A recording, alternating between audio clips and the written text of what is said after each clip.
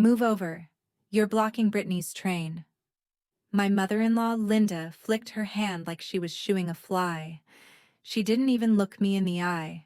She kept her focus locked on the photographer's digital camera screen.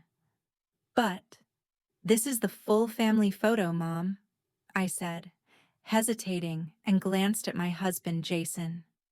He was standing next to his sister, Brittany, the bride today. Jason kept his head down, dodging my silent plea for help. He was always like that around his mom and sister, weak and quiet. Family? Linda let out a short, sharp little laugh. Don't be so sensitive. We need a core family photo, just the parents and the two blood siblings. You know, blood photographs better. You're just Jason's wife.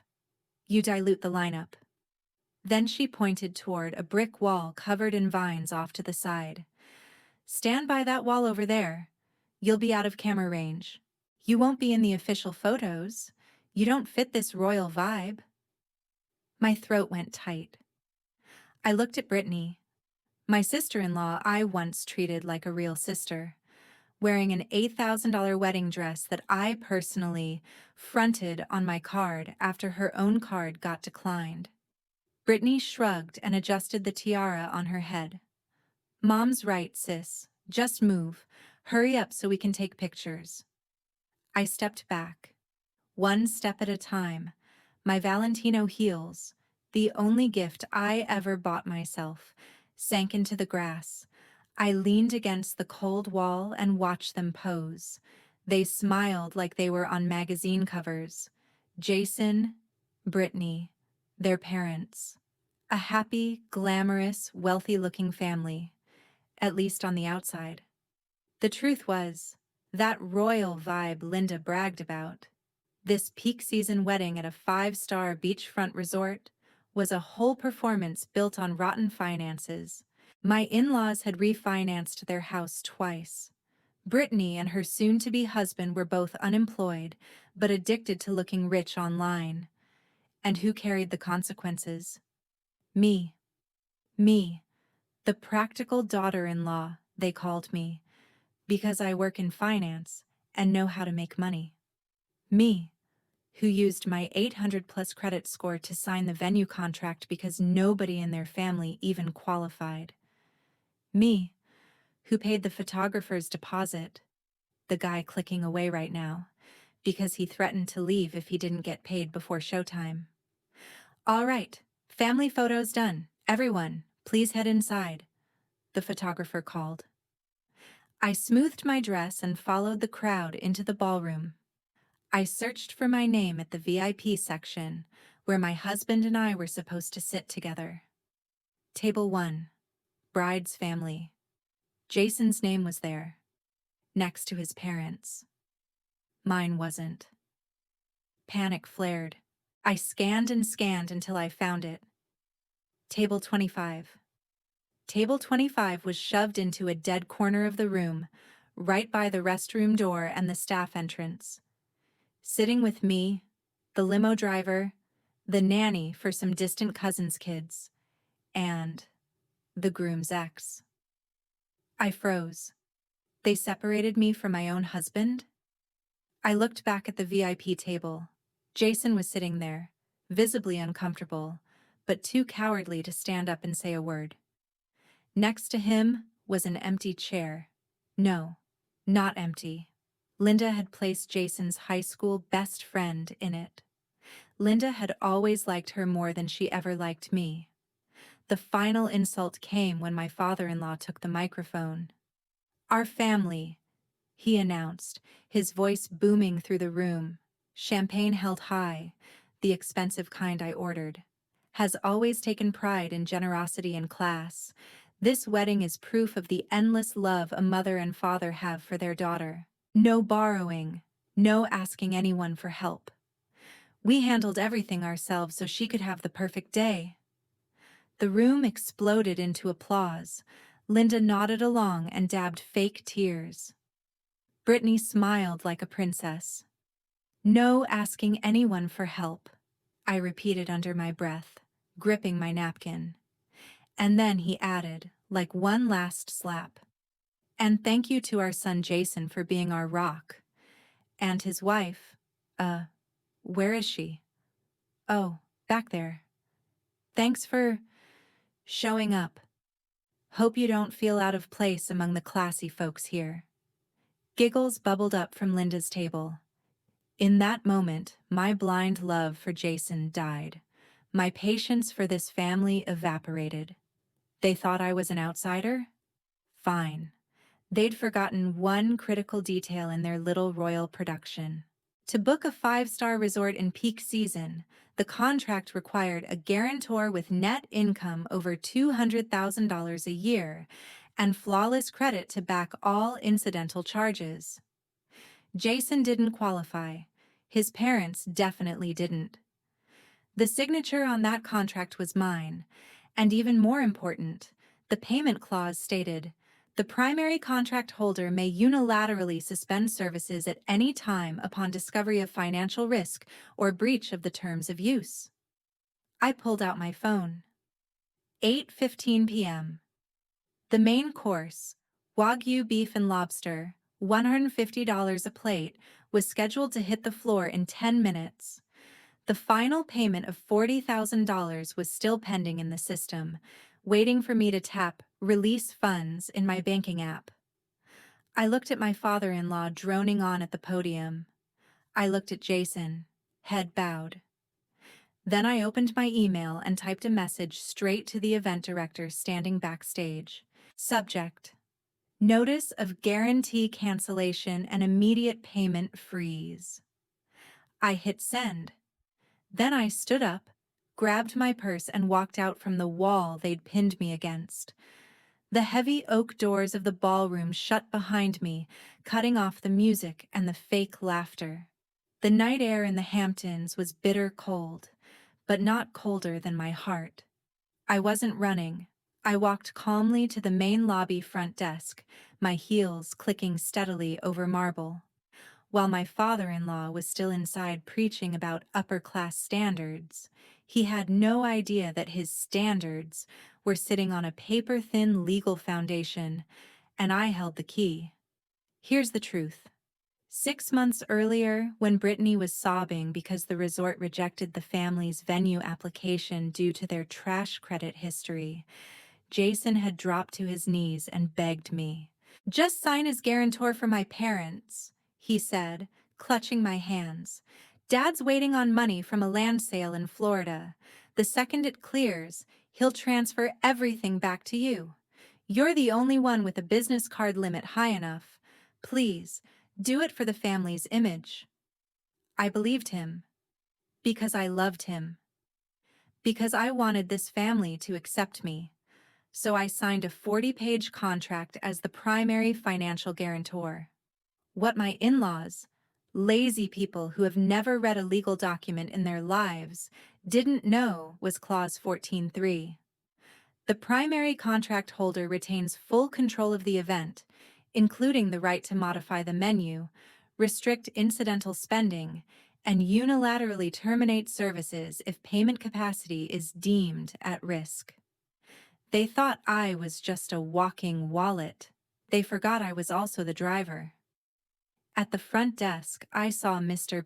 Sterling, the resort's events operations director, hurrying toward the ballroom with an iPad in his hand, his forehead creased with stress. He spotted me and stopped short. "Ms. Elena," he called, professional but tight. "I just received an alert from the system. Is there some kind of mistake? You just revoked payment authorization on the master account." I paused, adjusted my coat on my shoulders, and met his eyes. The only man in this entire process who had treated me with basic respect. "There's no mistake, Mr. Sterling," I said evenly. "My husband's family broke their verbal agreement to reimburse costs, and as you saw, they just publicly claimed they paid for everything themselves, and that I'm basically nobody. I'm simply helping them live up to that claim." Mr. Sterling blinked and glanced through the glass toward the ballroom. Inside, Servers were lining up carts of lobster and wagyu. But Ms. Elena, he lowered his voice, the current balance is $42,000, including the open bar that's been running at full speed. If you pull your card, then you'll need to collect from my father-in-law. Right now, I cut in. You know the resort rule. No payment, no service. If you let them take one bite of that steak without a working card, you'll be the one explaining it to the board, not me. His face drained. He knew this family. He knew how many times their cards had been declined during tastings. He knew exactly what kind of risk this was.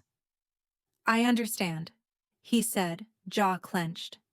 He turned to the radio on his shoulder and gave one short, brutal order. Code red.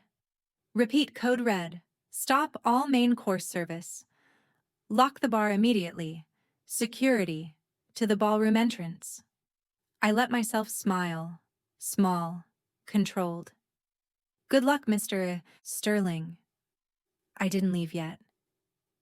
I stepped into a shadowy corner near the entrance where the darkness covered me, like they'd tried to do all night. Only this time, I was the one watching. Inside, the music kept playing. My father-in-law had just finished his speech and raised his glass. Now, let the party begin. Dinner is served. No one moved. The kitchen doors stayed shut. No servers came out. At the bar, a guest tried to order another whiskey. The bartender shook his head, set the bottle down, and started collecting glassware. A low wave of confusion rolled from table to table. What's going on? Where's the food? They said the bar's closed? Linda snapped her fingers at a server. I saw her pointing, her face in that familiar scowl. The server bent down, whispered something, and pointed towards the front entrance. That's when Mr. Sterling walked in, followed by two large security guards. He didn't stop with staff. He went straight up to the stage where my father-in-law, the groom, and the bride were standing. Mr. Sterling moved like a debt collector in a suit. He climbed the steps and leaned into my father-in-law's ear. I watched the smile on my father-in-law's face stiffen, then crack, then vanish. Panic. Raw, ugly panic took its place. He pointed at Jason. Jason shook his head hard, his face drained of color. My father-in-law pulled out his wallet and handed over a card. Mr. Sterling shook his head. Another card. Mr. Sterling ran it on the handheld POS. Beep. Beep. Declined. Linda rushed the stage, her dress hitched, hair coming loose. Brittany started crying, mascara smearing down her cheeks. They scanned the room. They were looking for the walking wallet. They were looking for me. But the seat at table 25 was empty. I turned and walked out to the parking lot. The night air felt clean. Cool. I blocked Jason's number, then Linda's, then my father-in-law's, then Brittany's. Then I opened Uber Eats and ordered myself a thick-crust pepperoni pizza. I was going home, wrapping up in my blanket and eating the best dinner I'd had in years, paid for with my own money, in complete peace. My apartment was completely silent. Just the soft crackle of a sandalwood candle and the light patter of rain against the window.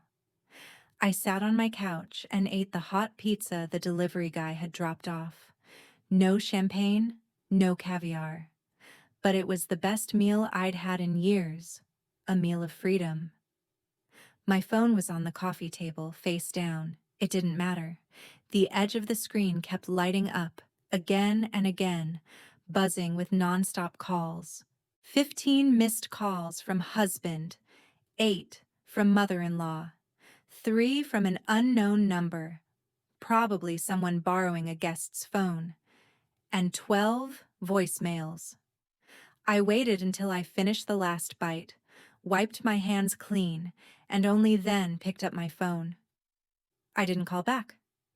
I opened the voicemail inbox, turned on speaker, and poured myself a glass of red wine. Time for dessert. Voicemail 1, 8:35 p.m., 10 minutes after I left. Jason's voice. Pure chaos. Background noise like a market collapsing. Elena, where are you? The card got declined. Mr. Sterling's blocking the kitchen. Dad's losing it. Come back right now, please. They said if we don't pay in 5 minutes, they're pulling the food. Stop messing around. This isn't funny. Voicemail 2, 8:50 p.m. Linda's voice, hissing through her teeth. You disgusting little... You really did this to our family? You're jealous of Brittany, aren't you? Get back here and pay right now. People are staring. If you don't come back, don't you ever set foot in this house again. Voicemail 3, 9:30 p.m. Jason again, and this time he sounded like he was about to cry. Elena, they made an announcement. They switched to a cash bar. And, God, it's humiliating. Now they're making guests pay $150 if they want their steak because we can't cover it. People are leaving. Brittany's screaming in the bathroom. Why would you do this to me? I took a sip of wine. Why? Because you let them shove me against a wall, Jason. You chose your side, and you chose wrong. My phone buzzed with a text. Kevin, the freelance photographer I hired and paid a separate deposit to, sent me a picture he'd snapped on the sly. In the photo, my father-in-law was standing in the middle of a half-empty ballroom, arms spread, begging a cluster of irritated VIP guests. Linda was slumped in a chair, clutching her head. And the most humiliating detail, a handwritten sign, propped beside the champagne tower by the resort staff. Please pay via Venmo Zelle to the manager for drinks. The family apologizes for the technical issue. Kevin's message followed. I've never seen anything like this. The groom's side is going around asking guests to chip in to save the party, but nobody's doing it. The groom just threw up on the floor from stress and booze. I'm packing up and heading out too. Honestly, you're the only payment source I ever trusted to pay me the rest. The next morning, the real storm hit. I woke up to pounding on my door. Jason. He'd come home, his suit wrinkled, his eyes bloodshot. I opened the door still in my silk pajamas, holding a mug of hot coffee. You? Jason lunged forward, stabbing a finger at my face. You ruined everything. Do you know my parents had to sign an IOU with the resort and leave Dad's BMW as collateral? Brittany's talking about killing herself. You're a cruel, evil woman. I calmly stepped back and set my coffee down on the table. Jason, I said, ice in my voice. Look at yourself. You're screaming at the only person who's kept your family from getting dragged under for the last 2 years. That's your responsibility. We're married, he shouted. No. I cut him off and pulled a thin folder from my drawer. My responsibility is to be your wife, not your family's ATM. I've been paying your parents' rent for 6 months. I've been making Brittany's car payments. And I was going to pay for this wedding. I tossed the folder onto the table. Inside, a printed seating chart, and a photo of me huddled by that wall. But when you all said I wasn't worthy of being in the frame, not worthy of sitting with the family, I realized I wasn't worthy of paying for that humiliation either. Jason stared at the photo, frozen. It was just, Mom wanted the pictures to look nice. Then your mom can use her nice pictures to pay the bill, I said. I filed for divorce with my attorney this morning. Since this house is in my name, a premarital asset, you have 24 hours to get your things out. And Jason? He looked up, stunned. Don't worry about the wedding debt. The contract is clear. If the guarantor withdraws, The responsibility falls on the direct beneficiaries of the services. That means your parents and Brittany and her husband. Good luck with that $35,000 high-interest debt. Jason's phone buzzed. An alert from the bank. Or maybe another message from his mom. He looked at me like I'd turned into a monster. He was wrong. I wasn't a monster. I was a mirror. And for the first time in their lives, they had to see their own ugly faces reflected back. I opened the door and pointed outside. Out! And closed the door quietly. Neighbors don't like noise. Jason stumbled out. The door shut. Silence returned. But this time, it wasn't the silence of surrender. It was the sound of victory. 6 months after the disaster wedding, the nickname the Hamptons quietly gave that night, I sat in my lawyer's office holding the final divorce order.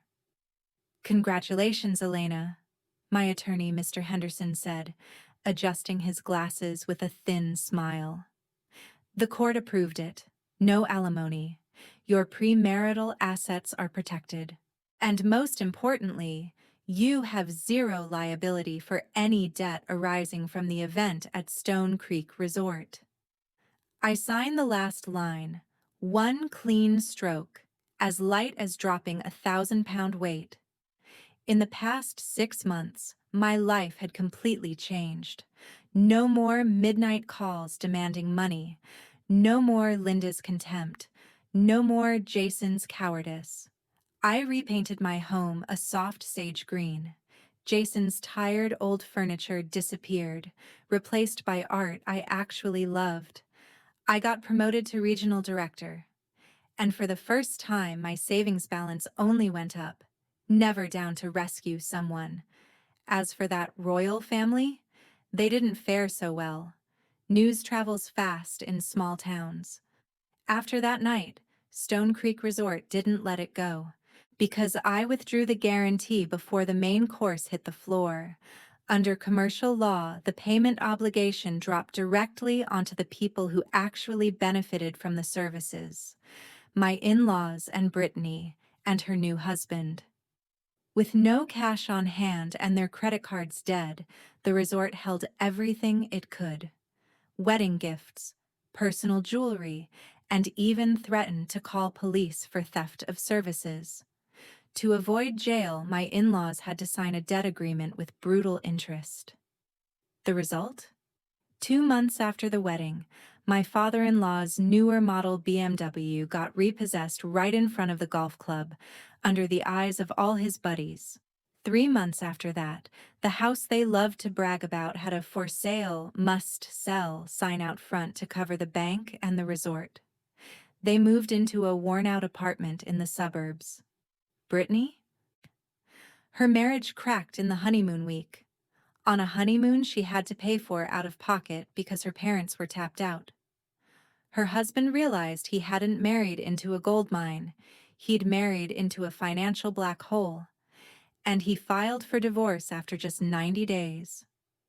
Jason tried to contact me again and again. His messages shifted from rage to begging to regret. "I miss you. This motel is disgusting. Mom says she's sorry. Please come back. I promise I'll stand up for you." I never replied. A coward's promise is like counterfeit money. It looks pretty, but it's worthless when it's time to pay.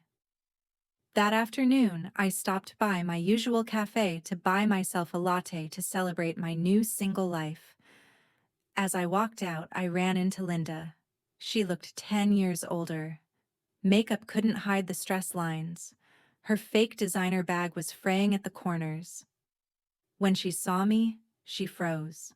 For a second, I saw the old instinct flare in her eyes, the same superior look, the same urge to scold, to lecture. Then she saw my brand new Mercedes parked by the curb. She saw the tailored suit on my body. And most of all, she saw the cold certainty in my eyes. My stare said everything. I wasn't the daughter-in-law pushed against the wall anymore. I was the one driving my own life. Linda dropped her gaze, avoided me, and hurried away, small and defeated. She knew, and I knew.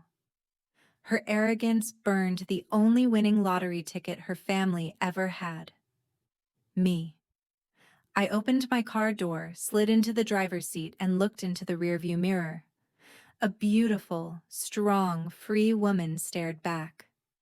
No one was crowding my space. No one was pushing me out of the photo. I remembered what Linda said that day. You won't be in the official family pictures.